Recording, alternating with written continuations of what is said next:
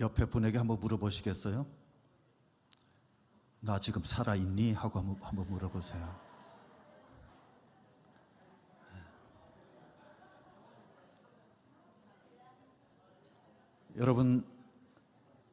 여러분이나 제가 지금 살아있다는 사실을 믿으십니까?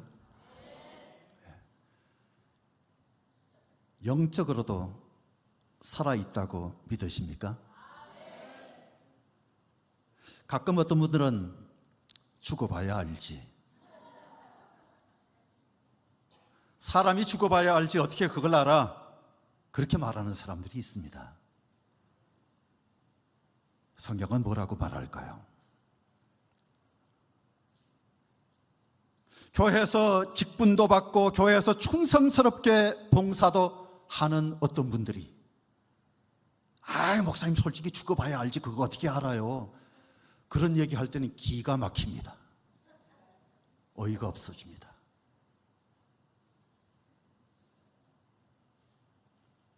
믿음이 이긴다는 사실을 지지난주에 말씀을 드렸는데, 우리는 예수 그리스도를 믿는 사람들입니다.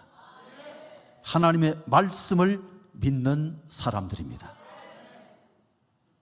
이 말씀 가운데 13절 말씀에 보면, 내가 하나님의 아들의 이름을 믿는 너희에게 이것을 쓰는 것은 너희로 하여금 너희에게 영생이 있음을 알게 하려 함이라. 우리에게 영생이 있다는 거예요. 영생이 있다, 구원받았다, 그런 뜻입니다. 오늘은 믿는 자에게 영생 있다라고 하는 제목으로 요한서신 16번째 시간을 시작합니다. 은혜 되시기 바랍니다. 첫째는 믿어야 하는데, 그죠? 믿어야 하는데, 본문에 믿는다는 단어가 여러 번 등장합니다. 10절 말씀을 보시면, 하나님의 아들을 믿는 자는 자기 안에 뭐가 있고? 증거가 있고, 하나님의 아들을 믿지 아니하는 자는 하나님을 거짓말하는 자로 만드나니, 그렇게 말씀하고 있습니다. 하나님 믿는 자, 믿지 않는 자, 그렇게 구분하고 있는 요한. 10절 이어지는 말씀을 보면, 이는 하나님께서 그 아들에 대하여 증언하신 증거를 믿지 아니하였습니다. 어떤 한 사람이 예수 믿겠다고 작정하면요, 이 사탄의 세력이 가만두지 아니하고 전방위적으로 공격합니다. 잘못 선택했다고 하면서 온갖 방법으로 어려움을 주고 신앙생활 하는 것을 포기하도록 만들려고 하는 것이 바로 사탄인데, 그래서 중요한 것이 바로 믿음입니다. 믿음이 뚜렷하게 있으면 흔들릴 이유가 없는데, 우리가 믿는 이 믿음은 예수님을 그리스도로 믿는 것, 예수님을 그리스도로 믿는 것. 그리스도가 누구예요? 기름 부음을 받은 자. 기름 부음은 아무나 받습니까? 왕이 받고, 선지자가 받고, 제사장이 받고, 이 세 부류 외에는 기름 부음을 받지 않습니다. 우리가 예수님을 믿는다고 하는 것은 예수님이 왕이시라고 믿는 것이고요, 예수님을 믿는다는 것은 예수님이 우리의 제사장이 되신다는 사실을 믿는 것이고, 선지자가 되신다는 사실을 믿는 것. 믿음은 기독교인으로서 가져야 할 아주 중요한 덕목입니다. 구원을 위해서 반드시 있어야 되는 것. 헬라어로는 피스티스라고 말하는데 두 가지 의미가 있습니다. 피스티스, 하나는 믿음이라는 뜻으로 해석할 수 있고 번역할 수 있고, 또 하나는 신실함. 믿음이라고 하는 것은 하나님에 대한 신뢰, 내가 하나님을 절대 신뢰합니다, 확신합니다 라고 하는 그 자세를 갖는 것. 신실함은 충성 혹은 성실함을 뜻하는 단어. 그러니까 이 관계성 가운데서 생기는 것, 관계성을 강조하는 단어다, 그렇게 보시면 될 것입니다. 예수 믿는 사람은 부지런하지 않으면 안 되겠던데요, 그런 말 하는 분들이 많아요. 그죠? 남들이 늦잠 자는 시간에도 늦잠 자지 못하고, 남들이 놀러 다닐 때도 놀러 가지 못하고 부지런하게 교회 가야 되더라. 그런 얘기들을 하잖아요. 예수 믿는 사람은 신실한 사람들. 신실한 사람들. 우선 무엇보다 말씀에 신실한 사람들. 또 다른 사람들 앞에서 자기가 예수 믿는다는 사실이 드러나게 하는데 신실해야 돼요. 신실하게 사는 것 때문에 행동으로 증명되는 것, 그게 바로 진정한 믿음이에요. 진짜 믿음이에요. 구약성경 열왕기 하 5장에 보면 유명한 나아만 장군 이야기가 나오는데, 그 이야기 가운데서 중요한 것은 저는 신실함, 그렇게 한번 생각해 봤어요. 우선 이게 좋은 예가 되는데, 이름 모를 소녀의 신실함. 이 소녀는 아람이라고 하는 나라로 포로로 끌려간, 이름도 알려지지 않은 어린 소녀입니다. 포로로 잡혀가서 거기에서 보디발이라고 하는 왕의 군대 장관 부인의 수발을 드는 일을 하게 됐는데, 성경에 보니까 포로로 잡혀왔음에도 불구하고 자기 주인을 선대해요. 자기 주인에게 잘해요. 포로로 잡혀온 사람들은 대체적으로 언젠가는 내가 여기서 도망친다.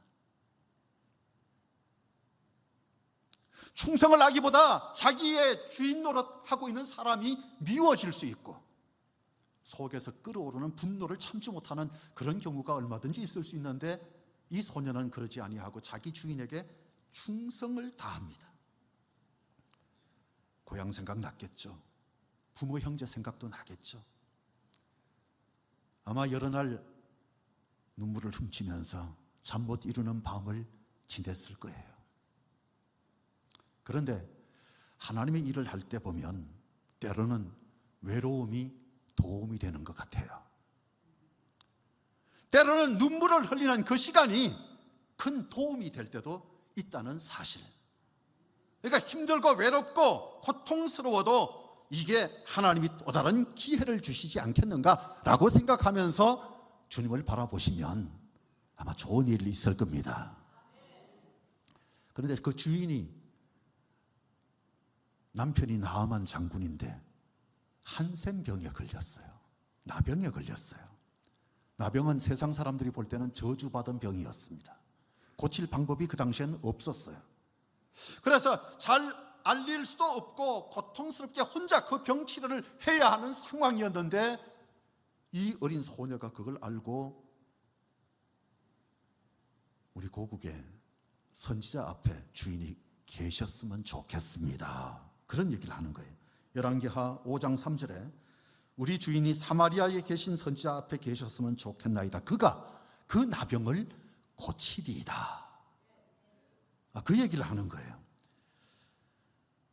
이 소녀가 볼 때는 나병이라 할지라도, 저주받은 병이라고 사람들이 다 기피하고 감추고 그런다 할지라도 엘리사 선지자 앞에 가면 고침받을 것이라고 하는 확신이 있는 거예요.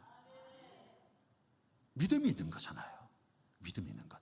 그래서 주인에게 권하는데, 세상에 왕의 군대 장관이다. 고위직입니다. 그 고위직의 사람이 포로로 잡혀온, 이름도 제대로 알 수 없는 그 어린 아이의 말을 듣고 이스라엘로 가요.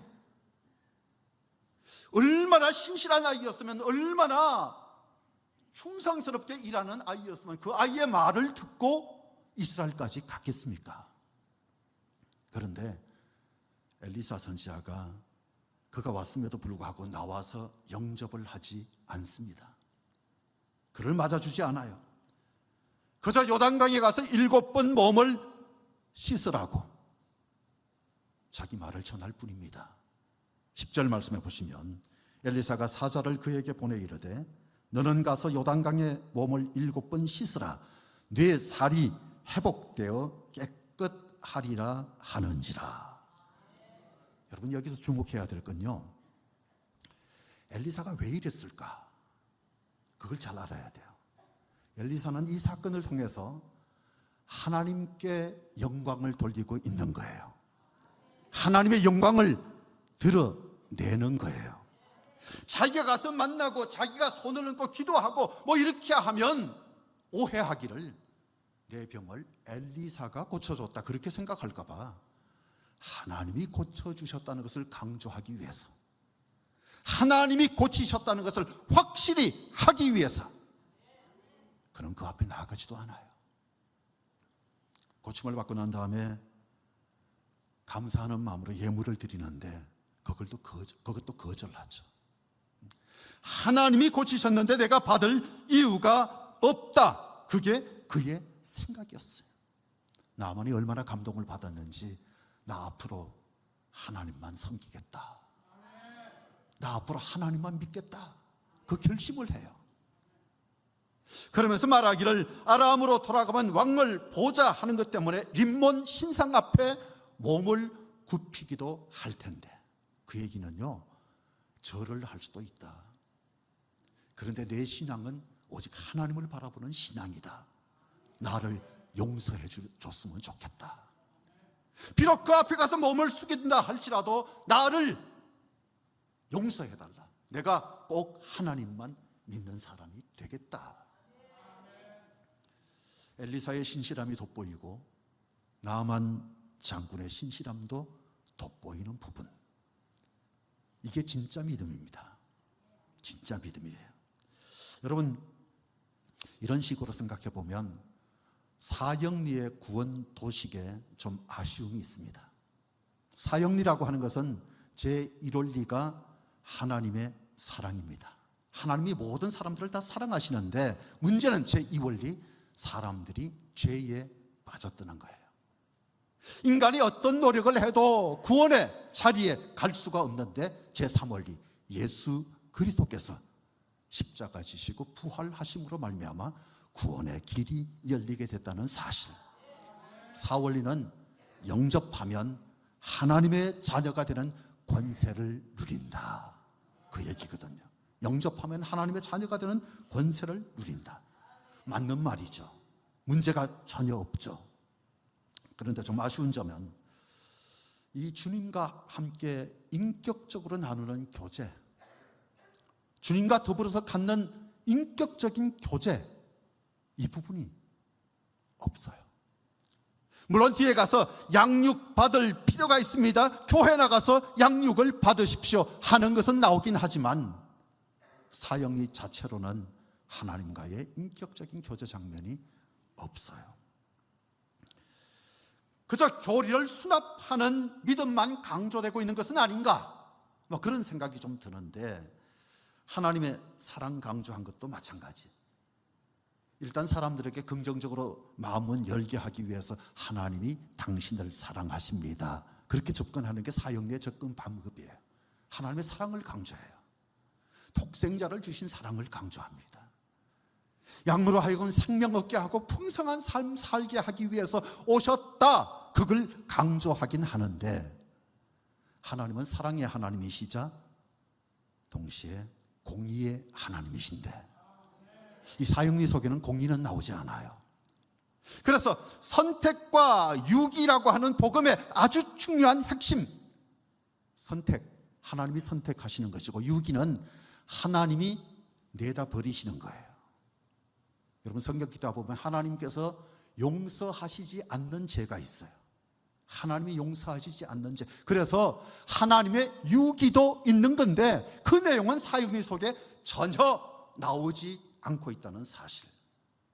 또 한 가지, 마지막에 예수님을 구주와 주님으로 영접합니다 그러면 우리가 하나님의 자녀가 되는 권세를 누린다, 성경에 나오는 말씀 맞습니다. 맞습니다. 그런데 영접하면 구원받습니다, 이게 너무 강조가 되다 보면 아하, 구원이 사람의 선택으로 이루어지는 거구나, 그런 오해를 살 수가 있어요.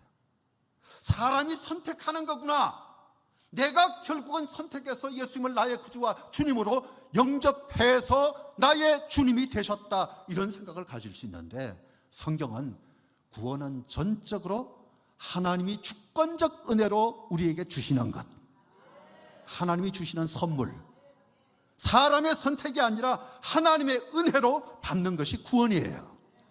그러니까 믿음이라고 하는 게 단순하면서도 꼭 그렇지 않은 측면이 좀 있어요. 베네치아 대학의 조로조 아감벤이라고 하는 교수님이 이런 말씀을 하셨어요. 이분은 인도와 유럽어를 연구하면서 믿음, 피스티스를 이렇게 정의를 했는데, 믿음이란 우리가 누군가를 신뢰하며 그 사람과 충성관계로 맺어질 때 담보 같은 것으로 그 사람이 누리는 신용이다, 그런 얘기를 했어요. 그러니까 믿음이라고 하는 것이 내가 어떤 결심을 하는 이 정도가 아니라 관계 속에서 이루어지는 거예요.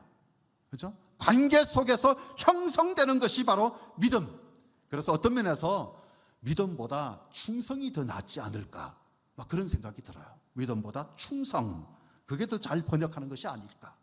아들을 믿는 자라고 성경이 말했는데, 아들에게 충성하는 자, 아들에게 충성하는 자. 아들도 우리에게 충성하셨습니다. 그렇죠? 십자가를 지기까지 충성하신 분이 바로 예수님이세요. 우리도 믿음 생활을 한다고 하는 것은 주님께 충성하는 거예요. 주님께 충성하는 거예요. 할렐루야. 전체 차렷. 경례. 그러면 충성하는 거예요. 경례. 네, 군대를 안 갔다 와서 이 정도면 거의 당나라 군대 수준이에요. 충성, 인사 한 번만 하는 거 봐도 그 사람이 얼마나 군기가 들어있나 안 들어있나 알 수 있는 거거든요. 주님 앞에 충성하는 저와 여러분이 꼭 될 수 있기를 바랍니다. 만약에 충성으로 본다면 이 순종, 계명 순종이 믿음하고 잘 연결이 되는 것, 여러분 기억하시는지 모르겠는데 요한복음 말씀드릴 때 굉장히 강조했던 것은 믿음이 순종이다. 그거 기억하시는 분들은 우등생들, 성적 우수자들, 기억이 전혀 안 나는데요, 그런 분들은 재수강이 필요한 분들. 여러분, 우리가 예수 그리스도 그 아들, 하나님의 아들을 믿는다고 하는 것은 요한이 다양하게 번역을 해요. 그리스도를 영접한다, 또는 그리스도를 사랑한다, 그리스도를 안다, 그리스도 안에 거한다, 이렇게 좀 다양하게 표현하면서 주님과 우리 사이의 관계에 대해서 말씀을 하는데, 우리는 주님 앞에서 충성하는 자세를 지녀야 하는 것. 여러분, 충성이라고 하는 것은요, 그분께 집중하는 거예요. 그렇죠? 그분께 집중하는 것. 그리고 그분의 말씀을 기쁨으로 잘 수행해 나가는 것, 그게 바로 충성일 거예요. 그게 충성이에요. 심지어는 재산과 목숨까지도 내놓을 수 있겠다 하는 그 정도의 자세, 뭐 이런 것이 충성이 아닐까, 그런 생각이 드는데, 꼭 우리는 예수 그리스도를 믿는 신앙, 이게 바로 충성하는 자세여야 한다. 기억하시기 바랍니다. 두 번째는 하나님의 아들을 믿는 거예요. 하나님의 아들을 믿어야 한다. 지금 아마 신고방에 있을 걸로 보이는데, 둘째 딸 이리냐 집사, 제 둘째 딸인데, 그 둘째가 태어났을 때 친구 목사가 전화 왔어요. 이 목사, 아들이 있는 자에게는 생명이 있다고 성경이 말씀했는데 이 목사 어쩌노? 두 번째도 딸 낳은 저에게 했던 그 친구에게 제가 뭐라 그랬냐면, 자네는 구약학을 전공한 게 참 다행이네. 신약성경 요한일서 5장 12절 말씀에 보면, 하나님의 아들이 있는 자에게는 생명이 있고 아들이 없는 자에게는 생명이 없느니라 그랬는데, 구약을 전공했기 때문에 괜찮네 그랬어요. 중요한 건 우리가 하나님의 아들을 믿는 거예요. 하나님의 아들을 믿는 것.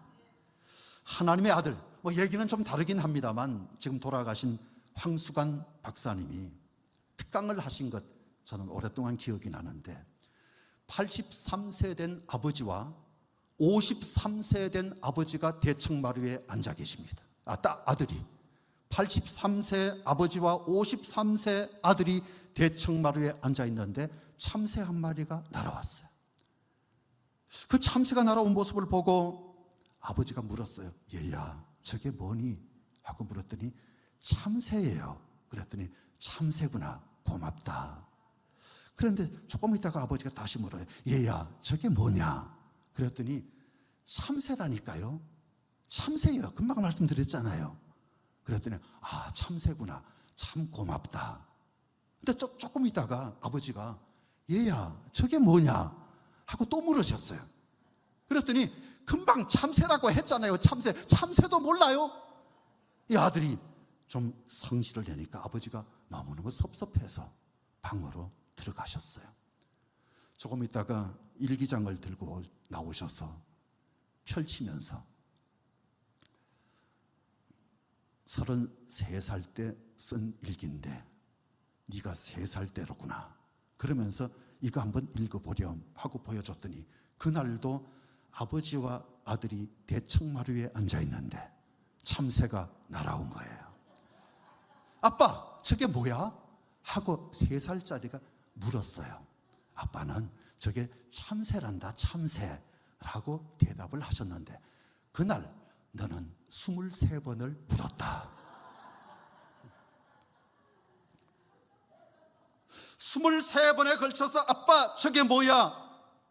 저게 바로 참새야, 참새라고 대답해 주는데 얼마나 네가 사랑스럽든지. 아버지는 일기장에 그 아이가 너무너무 사랑스럽다고 적은 거예요.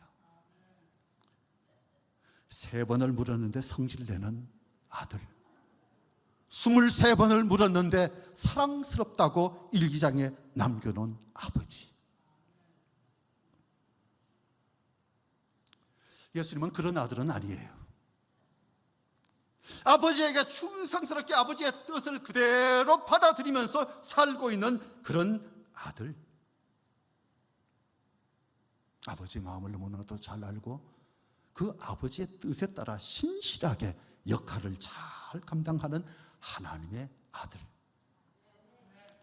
11절, 12절, 13절 이 3절 속에 하나님의 아들이라고 하는 표현이 4번 나와요. 하나님의 아들. 그런데 하나님의 아들과 같이 나란히 많이 나와 있는 단어가 있는데 그게 바로 생명입니다. 생명. 영생을 포함해서 3절 속에 5번 나와요. 아들이 있는 자에게는 생명이 있다. 예수 믿는 자에게는 생명이 있다. 그 생명은 이터널 라이프, 영생이라고 하는 사실. 여러분, 아들은 상속자의 자격을 갖습니다. 아들에게는 상속권이 있어요. 상속권. 그러니까 아들 된다고 하는 것이 아버지가 대단한 분이면 아들도 대단해지는 거고. 우린 살면서 가방끈도 중요하지만 태어날 때 흙수저인가 금수저인가 이게 너무나도 중요한 그런 나라에서 살고 있잖아요. 신기초는 대부분 흙수저예요. 그러나 우리에게 하나님께서 특별한 은혜를 주셔서 흙수저였는데 하나님의 자녀가 되었으니까 우리는 금수저예요. 할렐루야. 고개를 들라. 당당하게 그렇게 살아가도 되는 것은 하나님께서 우리 아버지가 되신다는 사실. 얼마나 중요해요. 그냥 아버지가 아니라 우리에게 생명을 주시는 분, 영생을 주시는 분. 사도 요한은 이 생명을 주로 지식으로 설명을 했습니다. 요한복음 17장 3절에 영생은 곧 유일하신 참 하나님과 그가 보내신 자 예수 그리스도를 아는 것이니이다. 영생은 지식이다. 깨달음과 관련되는 거다. 지금은요, 정보 홍수의 시대가 되다 보니까 현대인들에게 지식은 그렇게 중요하지 않은 것 같아요. 서울대 나온 바보들이 너무 많고요. 그죠? 서울대 나온 멍청이들이 너무 많아요. 근데 서울 근처에 그 서울대 비슷한 서경대나 다른 그 대학들 좀 있잖아요. 그런 대학들도 굉장히 각광을 받는데 서경대에서도 항의하지 마세요. 대학 물을 안 먹은 사람들도 요즘은 아는 게 너무 많아요. 정보 홍수의 시대니까 지식이 많아졌어요. 근데 과거에는요, 지식이 굉장히 중요했어요. 자기 존재나 생명의 궁극적 원천과 관련되는 아주 중요한 것이 바로 지식은 불꽃과 같은 것. 깨닫는 순간에 갑자기 머리가 환해지는 같은 느낌이 오는 것은 바로 불꽃이에요. 불이 붙는 거예요. 그리스도는 빛이십니다. 우리가 예수 믿는 순간에, 주님을 깨닫는 순간에 갑자기 환해지는 느낌을 받는 것, 모든 것이 다르게 보이는 그 은혜, 모든 것이 다르게 보이는 그 은혜. 여러분, 예수 믿는 순간 우리 심지에 불을 붙여주신 거기 때문에 우리는 밝은 인생을 살아갈 수 있다는 사실. 여러분, 말씀은 생명이고 예수님도 생명이시고, 바로 우리에게 예수 그리스도 그 자체가 바로 생명이신 분, 그리고 생명을 주시는 분, 예수님이 하나님의 아들이라고 하는 것을 믿는 것은 승리의 표지가 된다. 이게 바로 요한이 강조하고 있는 것. 하나님의 아들로 확신하시기 바랍니다. 확신하십시오. 마지막으로, 예수 안에 생명이 있어요. 한번 따라해보세요. 예수 안에 생명이 있다. 예수 안에 생명이 있다. 생명이 있어요. 13절에 우리가 읽었던 대로 하나님의 아들의 이름을 믿는 너희에게 이것을 쓰는 것은 너희로 하여금 너희에게 뭐가 있음을, 영생이 있음을 알게 하려 함이라. 이 요한 1서의 기록 목적이에요. 요한은 요한복음을 기록할 때도 기록 목적을 분명히 밝혔죠. 요한복음 20장 31절인가요? 거기에 보면 오직 이것을 기록하면 너희로 예수께서 하나님의 아들 그리스도이심을 믿게 하려 함이요, 또 너희로 믿고 그 이름을 힘입어 무엇을? 생명을 얻게 하려 함이니라. 생명을 얻게 하려 함이라. 많은 분들이, 교인들이 연세가 많아졌다 그러시는데, 눈이 침침해서 성경도 잘 안 보인다 그러는데, 지금 읽다가 도중에 무엇이냐 그랬더니 생명이라고 대답을 다 하시네요. 대단하세요. 우리 신기중앙교회 특징은 말씀에 집중을 잘하는 것, 그렇죠? 말씀에 집중을 잘하는 것. 그래서 설교하러 서신 분들이 좋아해요. 설교하러 우리 교회 오셔서 설교하는 분들이 좋아하세요.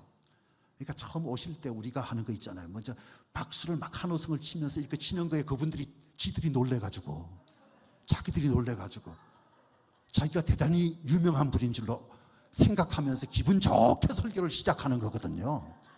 그래서 누가 오시든 간에 오시는 분들에게 그냥 우리는 함성을 질러가면서 박수를 쳐주자는 거예요. 정치인들도 오면 난 저 당은 싫어 그러지 말고 그냥 환호성을 질러주면 여기는 전부 우리 편만 있구나, 그래가지고 정책을 생각할 때도 신기중앙교회를 이 주변을 살려야 돼, 막 이런 생각이 들게 만들어야 된다니까요. 막 자리에 벌떡 일어서가지고 와 이렇게 해주면 그 사람들이 헷가닥 해가지고 여기가 집중해야 될 지역이구나, 여기가 인천의 센터로구나, 그걸 알게 만들어야 된단 말이에요. 이게 우리끼리의 작전이요. 이 작전에 잘 따라주셔야 합니다. 여러분, 이 말씀을 읽어보니까 말씀 속에 핵심이 뭐냐? 그리스도예요. 생명이에요. 생명. 복음서도 서신서도 기록 목적이 예수님이 그리스도이심을 믿고 생명을 얻게 하려 하는 것, 그게 바로 목적. 여러분, 그래서 요한은 요한복음서에서 예수라고 하는 단어를 237회 사용했어요.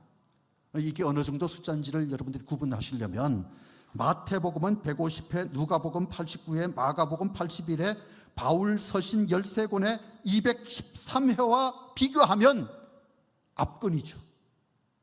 범접할 수 없는 횟수. 예수로 충만한 복음, 그게 바로 요한복음. 예수가 꽉 차 있는 복음, 그게 바로 요한복음. 요한 1서에서도 예수라고 하는 단어가 12번, 요한 2서에 2번. 굉장히 예수 늘 생각이 오직 예수께 집중되어 있었던 사람이 사도 요한인 거예요. 그 다음에 믿는다라고 하는 단어가 신약 성경 전체에서 241회 나오는데 요한복음의 98회, 요한의 글 전체에 107회가 나와요. 107회. 그러니까 요한이 믿는다는 단어도 굉장히 많이 사용했죠. 생명이라고 하는 단어도 요한복음의 36회, 계시록의 17회, 요한일서의 13번. 요한이 기록해 놓은 모든 책은 예수, 믿는다, 생명, 이게 바로 키워드인 거예요. 이게 중요하지 않아요? 성경의 기록 목적이 뭡니까? 예수님을 전하는 거예요. 성경의 기록 목적이 뭡니까? 우리로 믿게 하는 거예요. 성경의 기록 목적이 뭡니까? 우리에게 생명이 있는, 생명의 길이 있다는 사실, 생명을 얻을 수 있다는 사실, 그거 전하는 것. 그러니까 성경의 목적하고 너무 잘 맞는 게 요한의 글들. 굉장히 중요한 거죠. 시카고 D.L. 무디가 목회를 할 때 그 교회에 윌버 체프만이라고 하는 18살짜리 청년이 있었어요. 근데 이 청년이 어느 날 D.L. 무디 목사님께 상담을 신청해서 와서 하는 얘기가, 목사님, 제가 죽으면 천국 갈 수 있을지 마음이 불안합니다. 어떻게 하면 좋을까요? 그랬더니 목사님이, 그래? 그러면 요한복음 5장 24절을 읽어보자. 그러면서 그 말씀을 폈어요. 그 말씀의 내용은 이렇습니다. 내가 진실로 진실로 너희에게 이르노니 내 말을 듣고 또 나 보내신 이를 믿는 자는 영생을 얻었고. 진실로 진실로 나오면 이게 굉장히 중요한 말씀이라 그랬죠. 잘 들어야 할 말씀이에요. 이 말씀 속에 보니까 영생을 얻을 것이고 그랬나요? 영생 얻으면 좋겠고 그랬나요? 영생을 얻을지 못 얻을지는 잘 모르겠지만 그랬습니까? 아니에요. 영생을 얻었고. D.L. 무디가 그 청년에게 묻습니다. 자네 예수 믿어? 그랬더니 예, 믿습니다. 그럼 자네 구원을 확신해? 그랬더니 그걸 잘 모르겠어요. 그래? 그러면 다시 한번 읽어보자. 요한복음 5장 24절 다시 읽는 거야. 그리고 다시 읽어줬어요. 그러나 내가 또다시 물었습니다. 예수 믿어? 예, 믿어요. 구원 받았니? 글쎄 그걸 잘 모르겠다니까요. 그래? 그럼 한 번 더 읽어보자. 내가 진실로 진실로 너희에게 이르노니 내 말을 듣고 또 나 보내신 이를 믿는 자는 영생을 얻었고. 너 예수 믿니? 믿습니다. 구원 받았니? 목사님 죄송해요, 모르겠어요.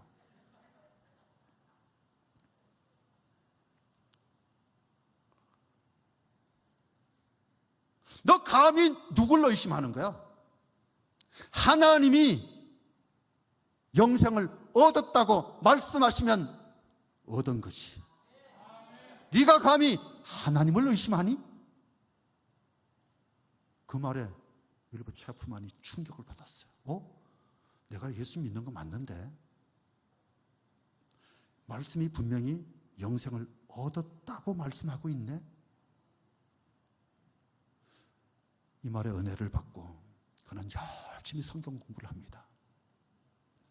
그리고 신학교에 갔습니다. 훗날 D.L.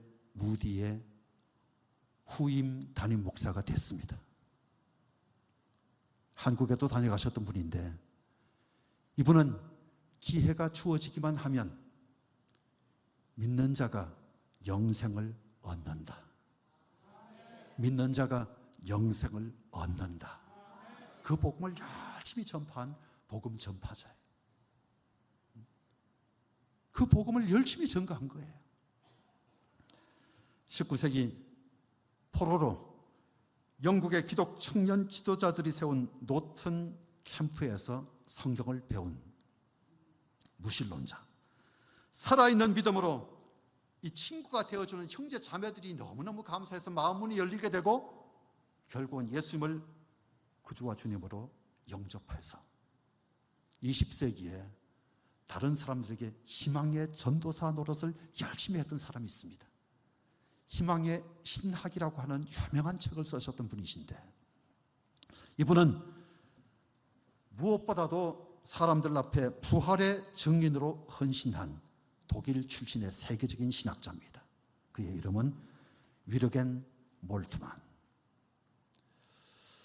이 사람의 마지막 저서가 나는 영생을 믿는다입니다.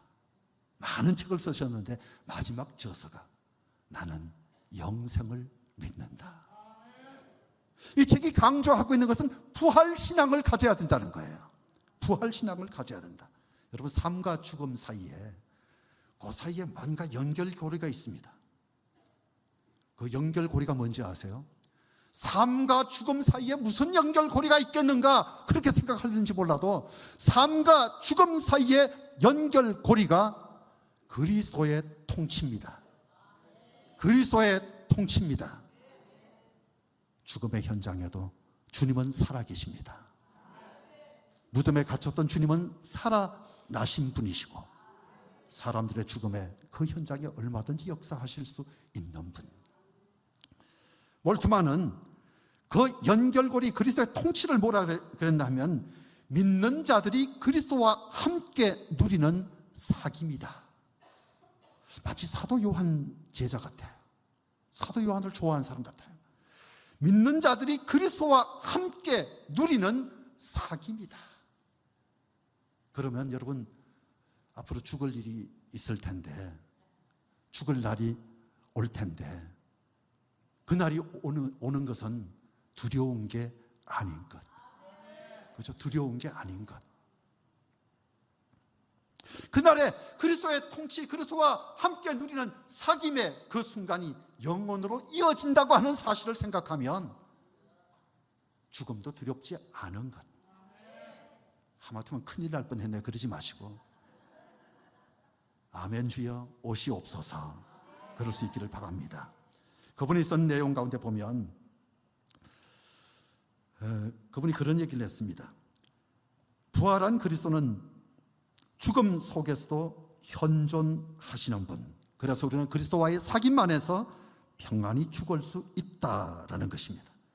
그리스도는 죽어가는 자들과 함께 죽음의 밤을 지나서 영원한 빛으로 들어간다.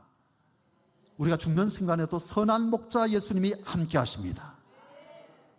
그래서 몰트만이 그리스도의 십자가 죽음은 홀로 감당한 죽음이었지만 그의 부활은 함께 그리고 포괄적으로 일어난 사건, 온 인류와 피조물 전체에 끼치는 영향, 어마어마한 영향을 미친다는 거죠.